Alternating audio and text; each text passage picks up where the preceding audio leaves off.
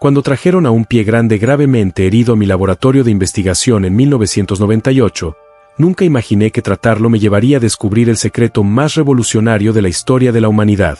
Lo que aprendí sobre el verdadero origen de estas criaturas desafió todo lo que sabemos sobre la evolución, el desarrollo humano y nuestro lugar en el mundo natural.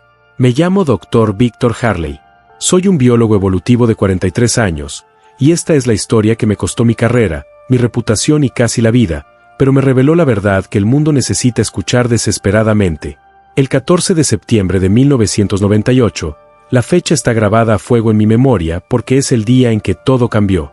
Trabajaba hasta tarde en el Instituto de Investigación del Pacífico Noroeste, un centro privado escondido en las montañas Cascade del estado de Washington, a unos 64 kilómetros de Seattle. Nuestro laboratorio se especializaba en el estudio de especies raras y en peligro de extinción, en particular grandes mamíferos, y allí pasé los últimos 15 años de mi carrera, ascendiendo de investigador junior a jefe del Departamento de Biología Evolutiva. Las instalaciones eran de última generación, financiadas mediante una combinación de subvenciones gubernamentales y donaciones privadas de grupos conservacionistas. Lo teníamos todo: equipo de secuenciación de ADN, quirófanos diseñados para animales grandes, áreas de espera con capacidad para osos o alces, y lo más importante, discreción. Nuestra ubicación remota y nuestros estrictos protocolos de confidencialidad nos convertían en el centro de referencia para casos delicados de fauna silvestre. Ese lunes por la noche, estaba en mi oficina revisando datos genéticos de un estudio de población de osos grizzly cuando sonó mi teléfono. El identificador de llamadas indicaba que era la doctora Sarah Kim, directora de nuestras instalaciones. «Víctor, tenemos un problema», dijo sin preámbulos. Su voz tenía esa tensión que indicaba que algo grave estaba sucediendo. «Te necesito en el quirófano principal de inmediato. Y Víctor, libera tu agenda para los próximos días». No te lo vas a creer. Había trabajado con Sarah durante 12 años. Era brillante, serena y nada dada a las declaraciones dramáticas. Si decía que no me creería algo, valía la pena prestarle atención. «En camino», dije, cogiendo mi bata. El trayecto desde mi oficina hasta el quirófano me llevó unos 3 minutos, pero se me hizo más largo. Las instalaciones estaban tranquilas a esa hora. La mayoría del personal se había ido a casa, dejando solo al personal nocturno escaso. Mis pasos resonaron en el pasillo y me encontré moviéndome más rápido, la curiosidad superando mi ritmo habitual. Cuando abrí la puerta del quirófano, me detuve en seco. La sala estaba preparada para una cirugía mayor. Los monitores pitaban, los equipos audiovisuales listos, el instrumental quirúrgico dispuesto en bandejas estériles. Pero fue la mesa de exploración en el centro lo que me dejó sin aliento. Sobre la mesa yacía algo que no debería existir. Era enorme, de fácilmente 2,4 metros de largo, cubierto de espeso vello castaño oscuro enmarañado con sangre y suciedad. Las extremidades estaban mal proporcionadas para cualquier primate conocido. Brazos demasiado largos, piernas demasiado gruesas. Tan solo las manos eran del tamaño de platos. Y el rostro. El rostro era a la vez familiar y completamente extraño. Un arco superciliar pronunciado, una nariz ancha y plana, una mandíbula ligeramente saliente, como un rostro humano visto a través de una lente distorsionada, o el rostro de un gorila con rasgos humanos inquietantes. ¿Es eso? No pude terminar la frase. Mi formación científica estaba en conflicto con mis ojos. «Un pie grande», dijo Sarah en voz baja, de pie al otro lado de la mesa de reconocimiento. Junto a ella estaban el Dr. Marcus Webb, nuestro veterinario jefe, y 2 técnicos veterinarios que reconocí, Jennifer Ortiz y Kyle Patterson. Todos parecían tan atónitos como yo. «Eso es imposible», dije automáticamente. «Pie grande no existe. Es un mito, una leyenda cultural. No hay evidencia científica». «Ahora sí la hay», interrumpió Marcus, señalando la mesa. «Sea lo que sea, es real. Está vivo y gravemente herido». Me acerqué. Mi mente científica finalmente se dio cuenta de la situación. «¿De dónde salió?» «De la autopista 2 cerca de Stevens Pass», explicó Sarah. «Un camión maderero lo chocó esta mañana. El conductor reportó un accidente con un oso, pero cuando llegaron los oficiales estatales de vida silvestre, se dieron cuenta de que no era un oso. Lo trajeron aquí porque tenemos las instalaciones y la discreción para manejar algo tan inusual. Caminé alrededor de la mesa de examen observando los detalles. La criatura estaba inconsciente, respirando con dificultad. Pude ver lesiones extensas, laceraciones en el torso, lo que parecía una pierna fracturada, posible daño interno. Le habían extraído sangre, bolsas colgando de los soportes intravenosos manteniéndolo estabilizado. «Ya has comenzado el tratamiento», observé. «Tenía que hacerlo», dijo Marcus. Estaba entrando en shock. «Lo hemos estabilizado, pero Víctor, necesitamos saber a qué nos enfrentamos. ¿Es una especie conocida? ¿Algún tipo de oso mutado? ¿Un gorila que escapó de algún lugar? Necesitamos tu experiencia». Me puse los guantes y comencé a examinarlo más de cerca. Mis manos estaban firmes. A pesar de lo surrealista de la situación, 15 años de formación científica me llevaron a la conclusión. El pelo era áspero, más grueso que el humano, pero más fino que el de un gorila. La piel debajo, donde podía verla alrededor de las heridas, era oscura, pero no tan oscura como la de un gorila. La musculatura estaba increíblemente desarrollada. Esta criatura debía ser extraordinariamente fuerte. ¿Puedo tomar muestras?, le pregunté a Sara. Por eso te llamé. Necesitamos un estudio completo, análisis de ADN, muestras de tejido, análisis de sangre, todo. Pasé la siguiente hora tomando muestras mientras Marcus y su equipo trabajaban en el tratamiento de las heridas, muestras de pelo, biopsias de piel y extracciones de sangre. La criatura permaneció inconsciente todo el tiempo, sedada para mantenerla tranquila y sin dolor mientras trabajábamos. Mientras recogía muestras, no podía dejar de pensar en las implicaciones. Si realmente se trataba de una especie desconocida de gran simio en Norteamérica, revolucionaría todo lo que sabíamos sobre la evolución de los primates, la biogeografía y la criptozoología. No se trataba solo de una nueva especie. Era potencialmente el descubrimiento biológico más significativo en un siglo. Necesito, para analizar estas muestras inmediatamente, dije cuando reuní todo lo necesario. Necesitamos saber qué estamos buscando genéticamente. De acuerdo, dijo Sara. Pero Víctor, esto se mantiene completamente confidencial hasta que entendamos lo que tenemos. Sin papeles, sin anuncios, sin filtraciones. Si se corre la voz de que tenemos un pie grande vivo aquí, nos inundarán los medios de comunicación, los criptozoólogos y cualquier chiflado con una teoría. Asentí. La discreción científica era algo que entendía. Solo nosotros por ahora. He hecho jurar a los demás que guardarían el secreto. Necesitaremos más ayuda eventualmente, pero para el análisis inicial, solo quiero a nuestro equipo principal. Llevé mis muestras al laboratorio de genética, una sala en la que había pasado incontables horas a lo largo de los años. Pero esta noche se sentía diferente. Esta noche, estaba analizando algo que podría reescribir libros de texto. El proceso de extracción de ADN tomó varias horas. Trabajé metódicamente siguiendo protocolos que había realizado cientos de veces, pero mis manos temblaban ligeramente mientras cargaba las muestras en el secuenciador. Esto era todo. Esto nos diría lo que realmente estábamos lidiando con. Los resultados iniciales de la secuenciación tardarían hasta la mañana, así que regresé al quirófano para revisar al paciente. Marcus y su equipo habían terminado su trabajo inmediato. La criatura estaba estabilizada, las heridas limpiadas y vendadas, las patas enyesadas. Respiraba con más facilidad. Los monitores mostraban signos vitales estables. ¿Sobrevivirá?, pregunté. Marcus asintió. Salvo complicaciones. Sí, es increíblemente resistente. Las heridas que matarían a un humano o incluso a un oso, esta criatura se está manejando notablemente bien. Sea lo que sea, es resistente.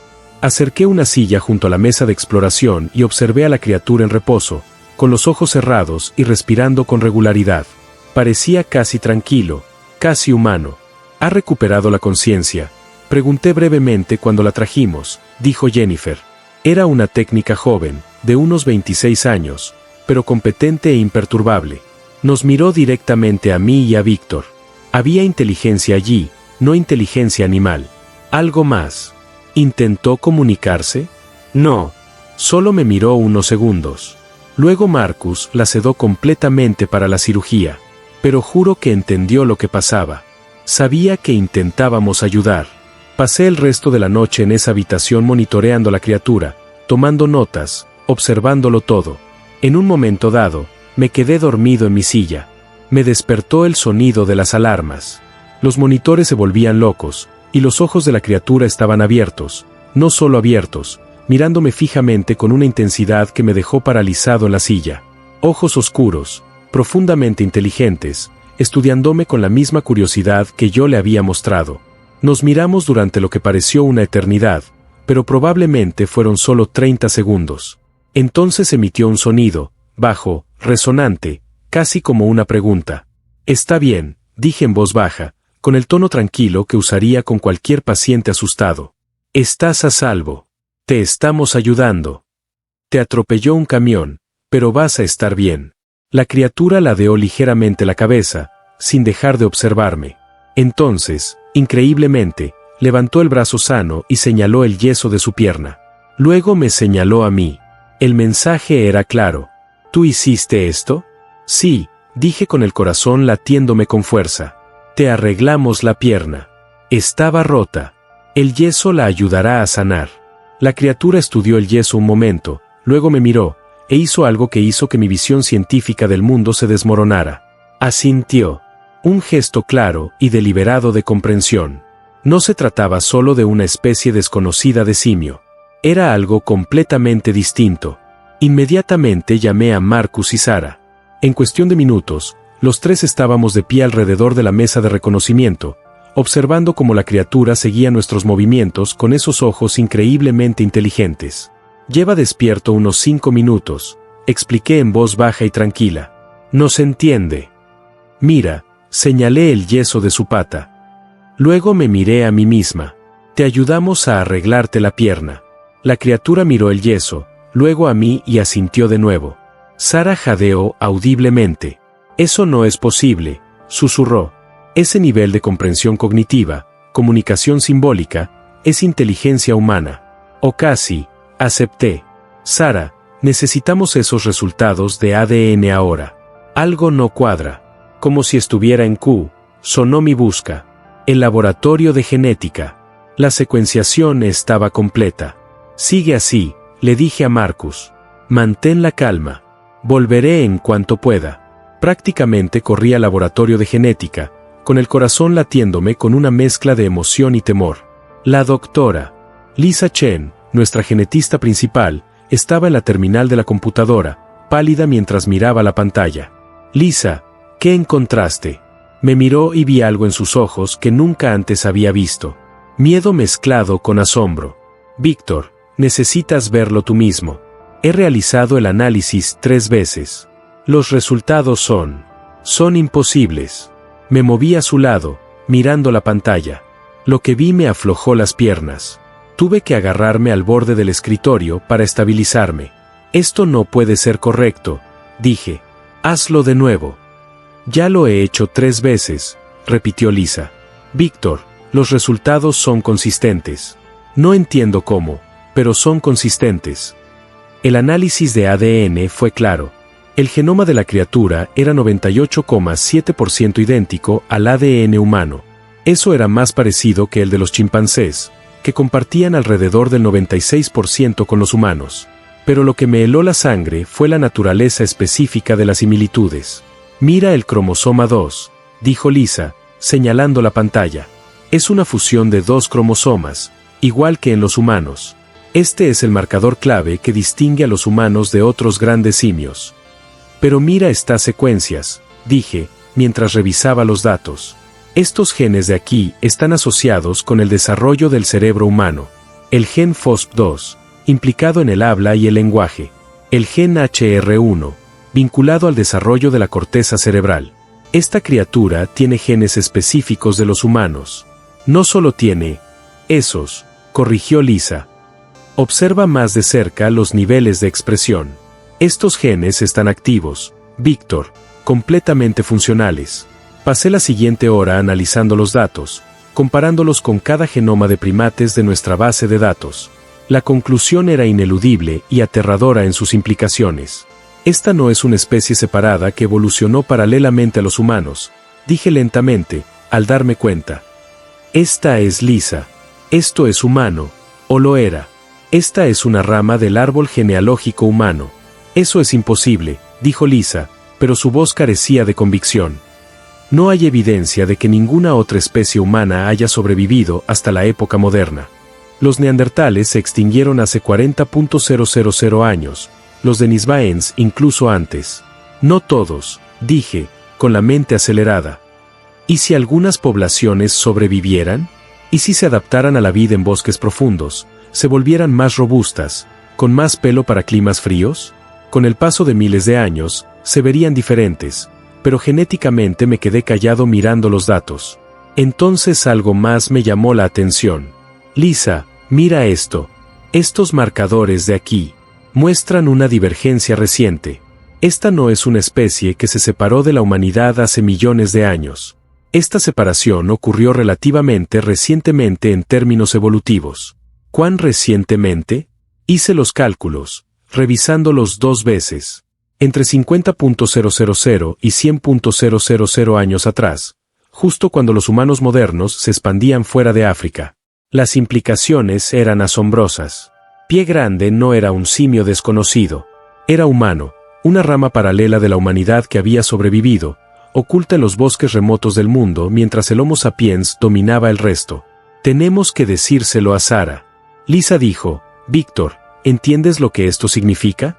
Esto lo cambia todo sobre la evolución humana, sobre nuestra comprensión de quiénes somos y de dónde venimos. Imprimí los resultados y volví a la sala de cirugía, con la mente dando vueltas. Sara me esperaba afuera, y pude ver a Marcus por la ventana, todavía observando a la criatura. Víctor, ¿qué encontraste? Le di la impresión. No te lo vas a creer. Sara leyó los datos, con los ojos cada vez más abiertos. Cuando me miró, estaba pálida. Esto significa que es humano. Una subespecie humana. Sí. O quizás más precisamente, una especie hermana, como los neandertales del Homo sapiens. Pero Sara sobrevivió. Una población entera ha vivido con nosotros durante miles de años, y nunca lo supimos. Es imposible. Habríamos encontrado restos, fósiles, pruebas. Oh sí. La interrumpí. Claramente evitan a los humanos. Viven en las zonas más remotas, y si su población es lo suficientemente pequeña y dispersa, sus restos serían increíblemente raros. Además, si tienen prácticas culturales en torno a sus difuntos, pensé en varias leyendas indígenas sobre cementerios de Pie Grande, historias que había descartado como folclore, quizá nunca las encontremos. Sara guardó silencio un largo rato, procesando la información. Tenemos que entrar ahí e intentar comunicarnos con él.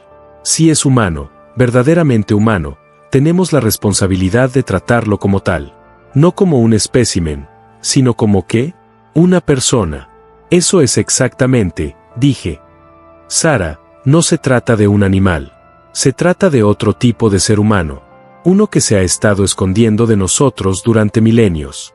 Entramos juntos en la sala de operaciones. La criatura seguía despierta, siguiéndonos con la mirada. Marcus se hizo a un lado, dándonos espacio. Voy a intentar algo, dije. Acerqué una silla y me senté, colocándome a la altura de los ojos de la criatura, no de pie sobre ella, no en una posición dominante.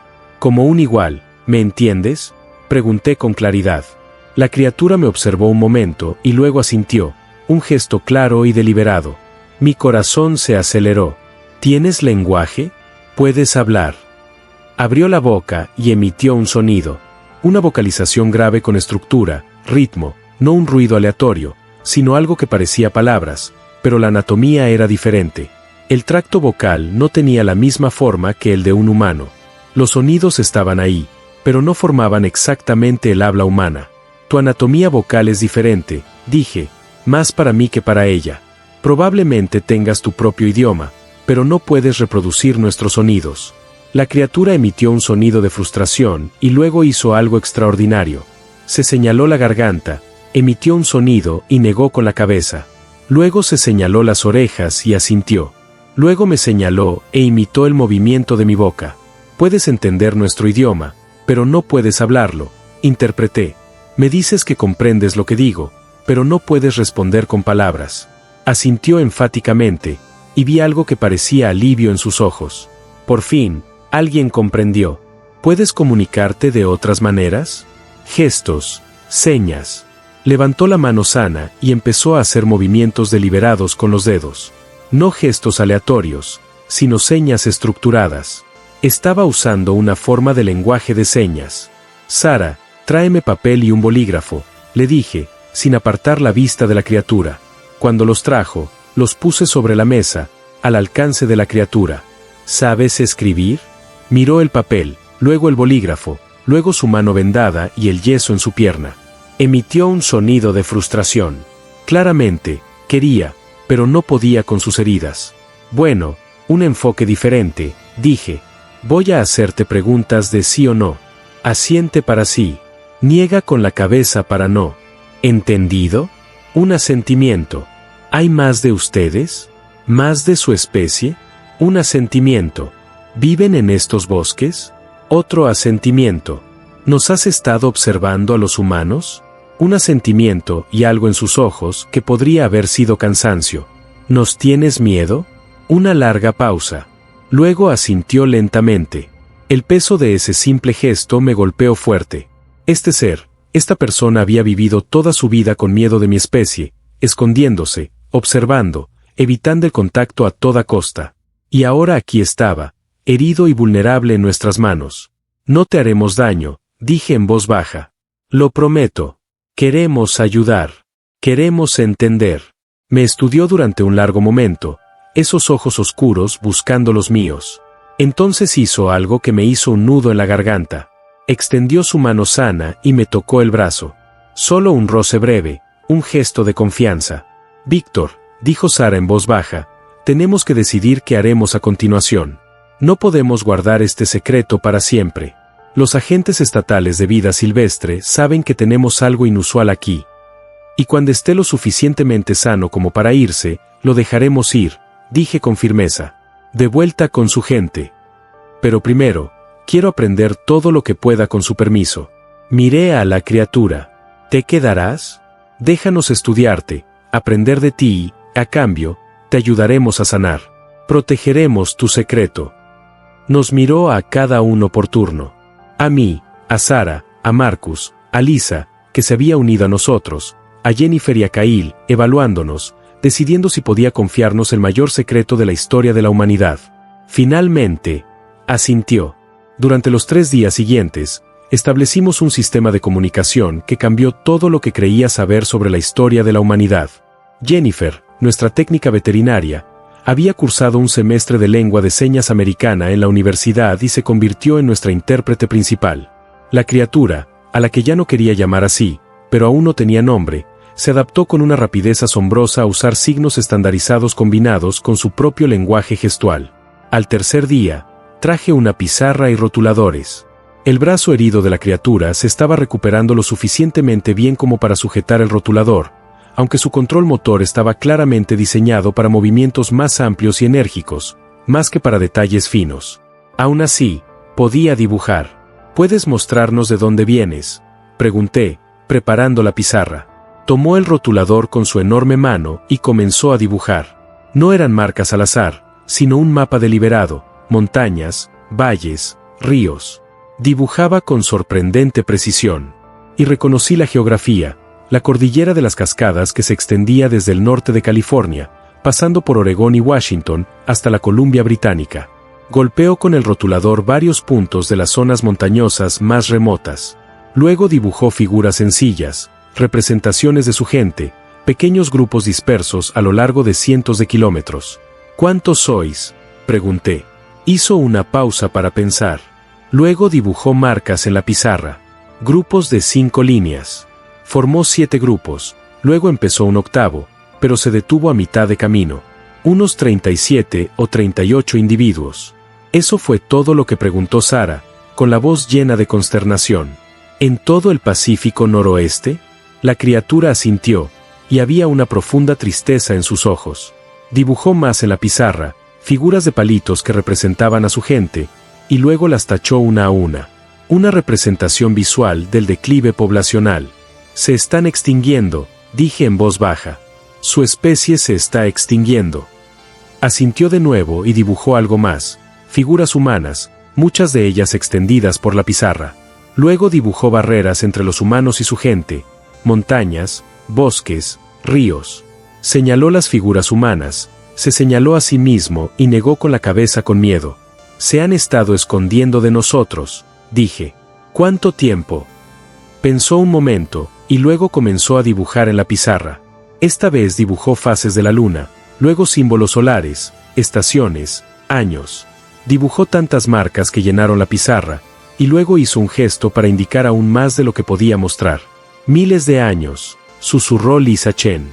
Llevan miles de años escondiéndose de los humanos. La criatura asintió con énfasis. Entonces hizo algo que me heló la sangre. Dibujó figuras humanas con lanzas, cazando. Dibujó a su propia gente corriendo, cayendo. Dibujó lo que solo podía interpretarse como violencia, conflicto, muerte.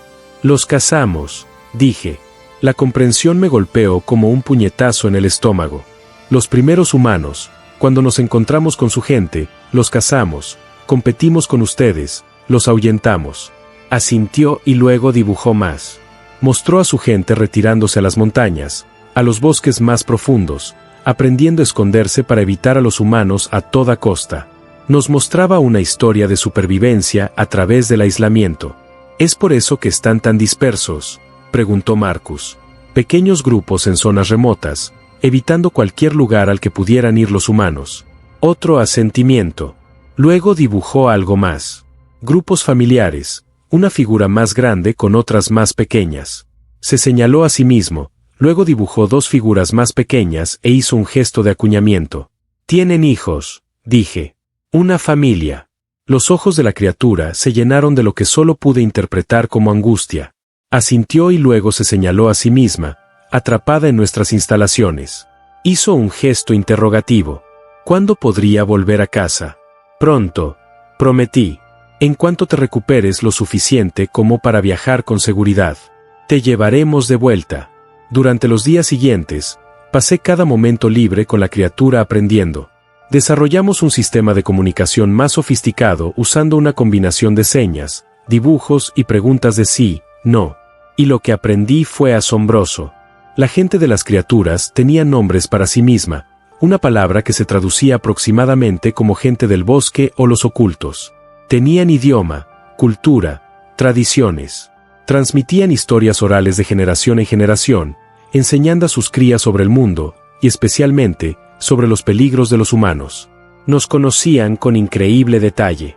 Nos habían estado observando durante miles de años, aprendiendo nuestros idiomas escuchando desde las sombras, comprendiendo nuestros comportamientos y patrones.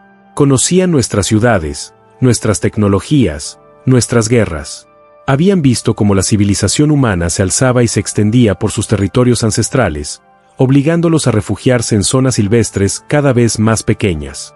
¿Por qué nunca intentaron contactar?, pregunté al quinto día. ¿Por qué se esconden en lugar de comunicarse? La criatura volvió a dibujar en la pizarra.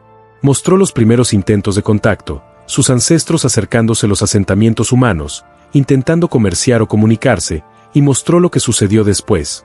Miedo, violencia, partidas de caza. Dibujó a humanos matando a su gente, tomando cuerpos como trofeos. Luego dibujó algo de la historia más reciente, de los años 60 o 70, basándose en la ropa que dibujó en las figuras humanas. Mostró a uno de los suyos siendo capturado, llevándoselo. Dibujó lo que parecía un laboratorio. Científicos. Luego dibujó la figura de su persona inmóvil. Muerta.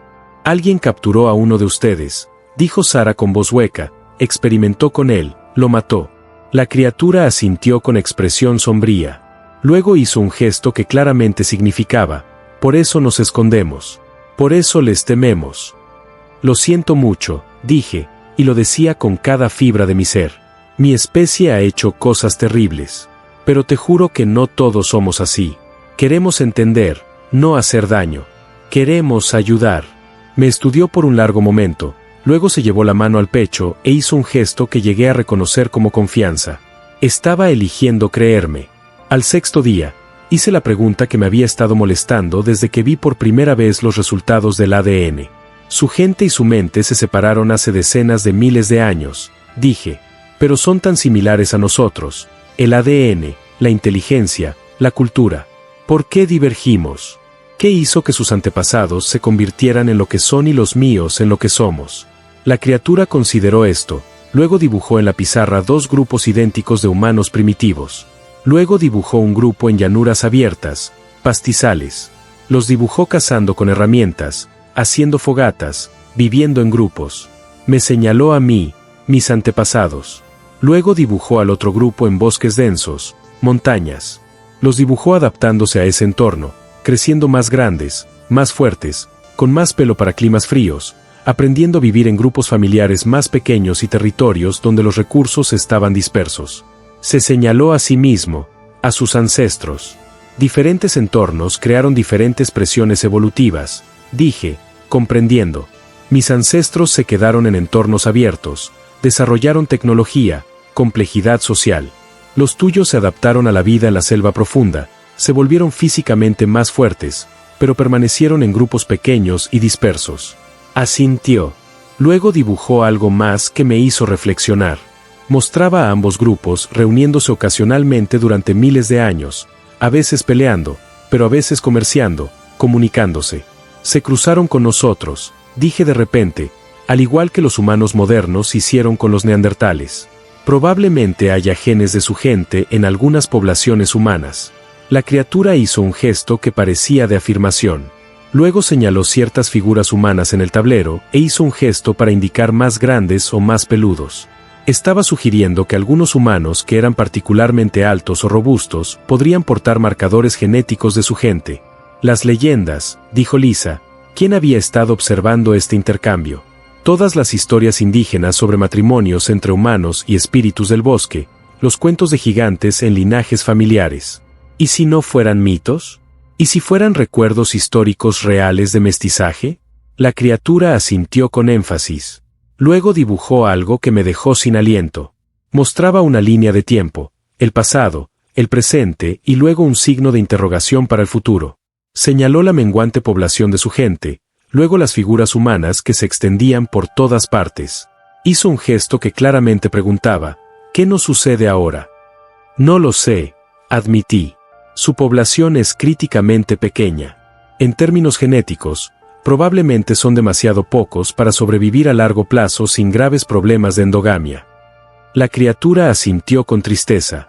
Ya lo había descubierto. Pero tal vez, dije lentamente, mientras se formaba una idea, quizás podamos ayudar. Si revelamos su existencia al mundo, podríamos proteger sus territorios, prevenir la invasión humana, tal vez incluso ayudar a aumentar su población mediante iniciativas de conservación. La reacción de la criatura fue inmediata y violenta. Sacudió la cabeza frenéticamente, emitiendo vocalizaciones de angustia. Dibujó en la pizarra con trazos rápidos y bruscos. Humanos con cámaras, armas, dardos tranquilizantes, jaulas, laboratorios. Son personas capturadas, estudiadas, encarceladas. Tienes razón, dijo Sara en voz baja. Víctor, hemos visto lo que los humanos les hacen a las especies raras. Las estudiamos, las etiquetamos, las rastreamos. Destruimos su forma de vida en nombre de protegerlas. La criatura dibujó una imagen más, su gente. Libres en el bosque, ocultas, sí, en declive, sí, pero libres. Luego los dibujó rodeados de humanos en instalaciones. Como este, protegido quizás, pero enjaulado. Señaló la segunda imagen e hizo un gesto que claramente significaba muerte. No muerte física, sino muerte de su identidad, su cultura, su libertad. Así que, guardamos tu secreto, dije. Te protegemos al no revelarte. ¿Es eso lo que quieres? Asintió. Luego dibujó algo más. Unas cuantas figuras humanas se separaron del resto. Nos señaló. Un pequeño grupo de humanos que conocían la verdad y la guardaban. Guardianes del secreto. Podemos hacerlo. Lo prometí. Los demás seguían dormidos, pero oí un suave movimiento cerca del arroyo. Salí de mi tienda y seguí el sonido. Nuestro compañero, el padre que conocimos en el laboratorio, estaba arrodillado junto al agua. Sus hijos dormían acurrucados contra su madre a poca distancia. No levantó la vista al acercarme, pero presentí que sabía que estaba allí. Recorrió con los dedos la superficie del arroyo, dibujando remolinos en el agua. Me senté a su lado en silencio, sin saber si estaba interrumpiendo un momento privado. Después de un rato, hizo señas lentamente con los gestos que habíamos desarrollado juntos. El tiempo apremia. Asentí. Lo sé. Señaló el valle que nos rodeaba, luego el cielo, e hizo un gesto de desvanecimiento. Su mundo desapareciendo. Entonces me dio una palmadita en el pecho 1, 2 veces, con firmeza. Debes recordar. Lo haré. Prometí. Pero debe haber algo más que podamos hacer. Alguna forma de ayudar. Negó con la cabeza lentamente. Luego señaló hacia las montañas lejanas, trazando un sendero. Comprendí que había otros grupos pequeños dispersos por la cordillera, menos que aquí, algunos incluso más remotos. No supo decirme cuántos quedaban, solo que estaban menguando. ¿Has contactado con ellos?, pregunté. Dudó, luego hizo un gesto que significaba demasiado lejos, demasiado peligroso.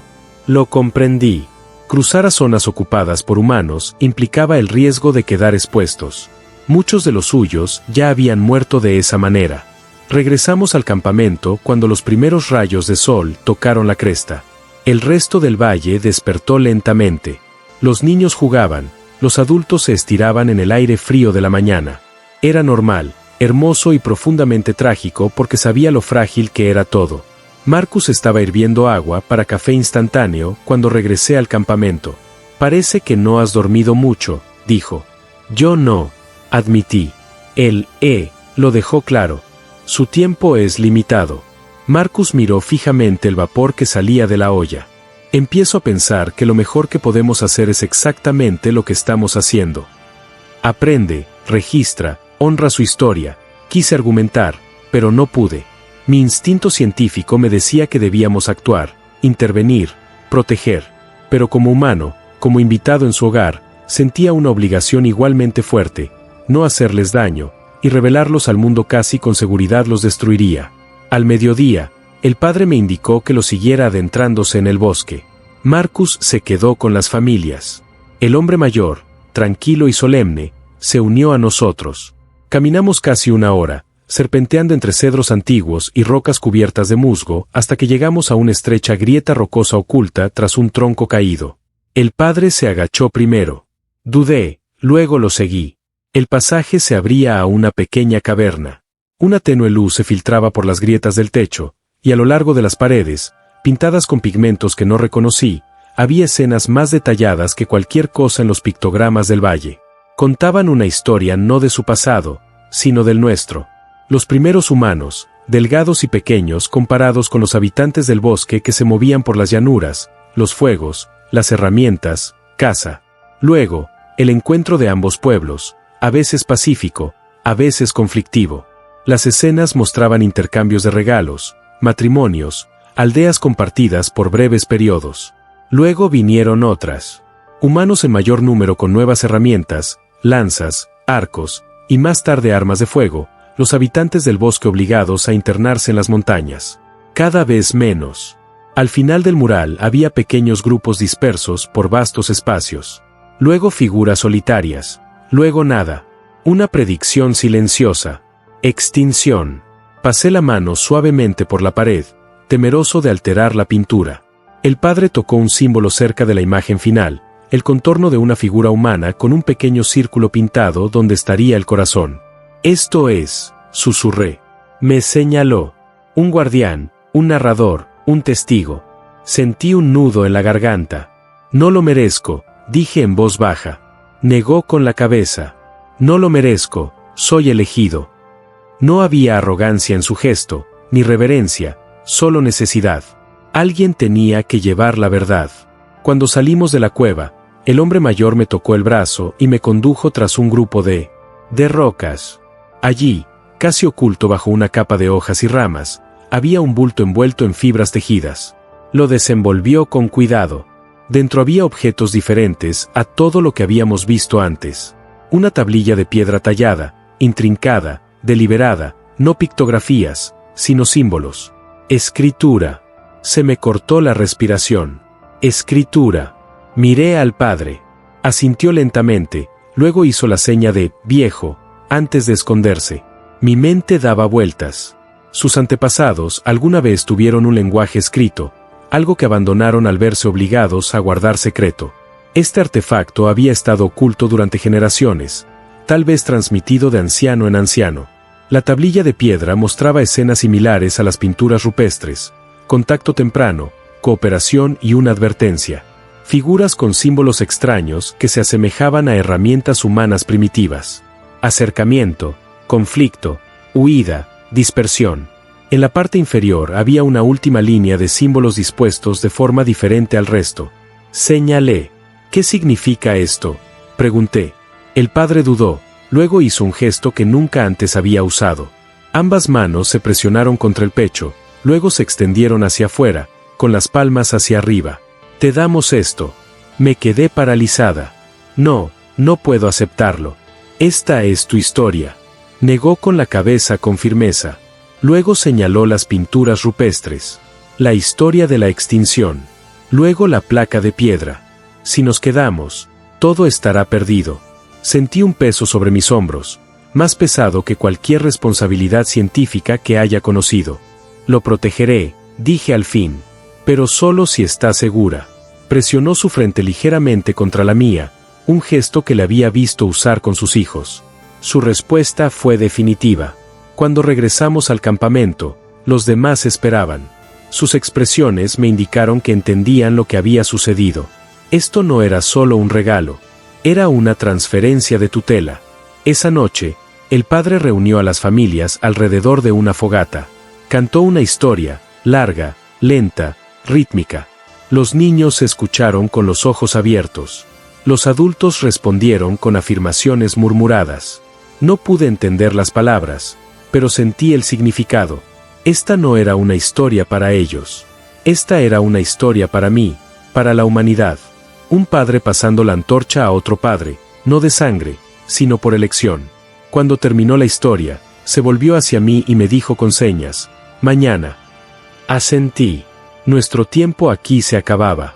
Más tarde, solo en mi tienda, sostuve la placa de piedra envuelta en tela. Mis manos temblaban, no de miedo, sino de asombro. Este era el artefacto más importante en la historia de la humanidad, y ningún museo, ninguna universidad, ningún gobierno podría saberlo jamás. Todavía no. Afuera, el valle se quedó en silencio. Oí los suaves gritos de los habitantes del bosque que se preparaban para pasar la noche. En algún lugar, un niño reía. En algún otro lugar, una voz cantaba baja y melódica. Me pregunté cuántas noches como esas les quedaban. Me pregunté si algún día sus canciones se escucharían solo en el recuerdo, no por ellos, sino por nosotros. Mañana regresaríamos al mundo, y nada volvería a ser igual. Abandonamos el valle al amanecer. La despedida fue silenciosa, respetuosa, sin abrazos dramáticos, sin discursos finales. No era su estilo. Se reunieron cerca de la copa de los árboles, donde la luz del sol se filtraba entre los cedros, pintando largos rayos dorados en él. Suelo musgoso. Los niños se aferraban a su madre mientras el padre permanecía a nuestro lado, tranquilo y decidido. Puso una mano en mi hombro, luego en el de Marcus, una bendición, una despedida. Luego, signó una palabra que ambos entendimos claramente: recuerden. Inclinamos la cabeza y nos giramos para emprender el largo viaje de salida de las montañas. La caminata de regreso se sintió más pesada que la de ida. Cada crujido de hojas bajo mis botas me recordaba que dejábamos atrás un mundo que pocos humanos habían visto jamás, un mundo que podría no existir en unas décadas. El bosque parecía sentir el peso de nuestra partida, cada susurro del viento entre las ramas como un lamento silencioso. Marcus caminaba en silencio, mirando de vez en cuando por encima del hombro, como si esperara que nuestro compañero volviera a aparecer. Pero no vimos a nadie. Si nos observaban, permanecían ocultos, guardianes de un secreto más antiguo que nuestra civilización. Cuando llegamos a la camioneta, sentí una punzada de incredulidad. La estructura de acero y el parabrisas polvoriento parecían imposiblemente fuera de lugar después de la antigua serenidad del valle. Era como si hubiéramos salido de un sueño y de vuelta a un mundo que de repente parecía demasiado ruidoso, demasiado brillante, demasiado descuidado. De regreso al centro de investigación, ninguno de los dos habló hasta que estuvimos a mitad de camino de la montaña. Finalmente, Marcus rompió el silencio. ¿Qué les vamos a decir? Abrí la boca, luego la cerré. La verdad era imposible. Y, sin embargo, ocultarlo todo parecía una traición. Les diremos que encontramos evidencia de una pequeña especie de primate sin documentar, dije lentamente. Diremos que no parece amenazante y que deberían dejarlo en paz. No hay muestras, ni restos, nada que estudiar más. Marcus asintió, aunque me di cuenta de que la mentira le sentó tan mal como a mí. Llegamos a las instalaciones poco después del mediodía. Sara y Lisa nos recibieron en el muelle de carga, con expresiones que mezclaban alivio y ansiedad. ¿Dónde está?, preguntó Sara. En casa, dije simplemente. Está a salvo. Intercambiaron una mirada, no exactamente de decepción, sino algo cercano a la frustración. Sabía que esperaban seguir aprendiendo, pero también comprendían la promesa que les habíamos hecho. Sara nos condujo a la sala de conferencias. Cuéntenoslo todo. Así lo hicimos con cuidado. Describimos el valle, la estructura familiar, la cultura, las pinturas rupestres. Explicamos la pequeña población y los peligros que enfrentaban. Proporcionamos los detalles justos para transmitir la gravedad de su situación, pero omitimos cualquier cosa que pudiera llevar a otros a ellos. Sentí el peso de la placa de piedra guardada a salvo en mi mochila mientras hablaba. No lo revelé, todavía no. Incluso dentro de nuestro círculo de confianza, cuantos menos lo supieran, más segura estaría la placa. Cuando terminamos, la habitación guardó silencio. Así que sí lo son, empezó Lisa. Sí, dije, como especie hermana, la humana. Sara respiró hondo. Víctor, ¿qué hacemos con esta información? La pregunta flotaba en el aire como una cuchilla suspendida. No hacemos nada, dije. Los protegemos protegiendo su silencio. Nada de publicaciones, nada de prensa, nada de anuncios. Bloqueamos los registros. Solo los que están en esta sala, además de Jennifer y Kyle, conocen toda la verdad. Y nadie dice una palabra a menos que todos estemos de acuerdo. Marcus asintió. Lisa también. Después de un momento, Sara asintió. Mantenemos el círculo pequeño. Durante unas semanas, esa frágil pieza resistió. Regresamos a las tareas rutinarias, estudios de hábitat, trabajo genético, proyectos de conservación. Pero algo había cambiado dentro de mí. Cada vez que miraba los árboles desde la ventana de mi oficina, imaginaba al padre y su familia. Me preguntaba qué historias les estarían contando a sus hijos. Me preguntaba si aún se sentían seguros. Entonces, a principios de octubre, todo cambió. Comenzó con una llamada telefónica de un agente estatal de vida silvestre, el mismo agente que nos había traído al padre herido. Necesito hablar con el doctor Harley, dijo. Su voz sonaba tensa. Soy Harley. Hemos recibido informes de avistamientos, animales inusuales. Cerca del paso de Stevens, sentí que se me aceleraba el pulso. ¿Dónde exactamente? Dio una ubicación a unos 20 metros del valle. Podrían ser solo osos, añadió. Pero las descripciones, bueno, pensé que te interesarían. Le di las gracias y colgué, luego llamé a Marcus y Sara. En menos de una hora, los tres estábamos en la camioneta rumbo a la zona reportada. Cuando llegamos, mis peores temores se confirmaron. Huellas de camión atravesaban la maleza, surcos profundos hechos por neumáticos pesados. También había huellas, grandes, familiares, de gente del bosque. Pero también había otras señales. Ramas rotas, tierra removida, señales de lucha, pero sin sangre, y muchas huellas de botas. Alguien más ha estado aquí, susurró Marcus. Seguimos las huellas durante casi una milla antes de que el sendero desapareciera en un afloramiento rocoso. Más allá, el terreno se inclinaba hacia un denso bosque, imposible de rastrear sin perros o equipo especializado. ¿Se los habrán llevado?, preguntó Sara en voz baja.